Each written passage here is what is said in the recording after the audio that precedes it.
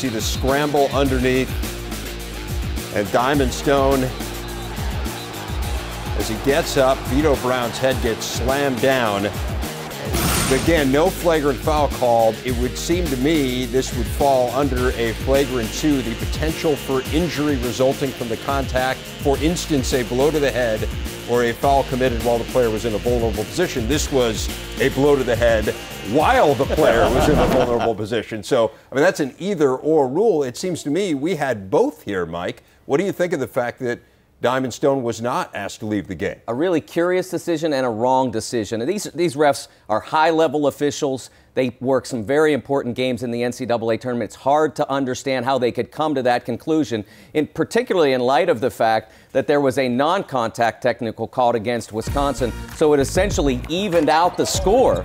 Each team got to shoot free throws as a result of this circumstance. And one team, Diamond Stone from Maryland, was striking the other player and pushing his head into the hardwood. That is not the kind of call that these refs should have made.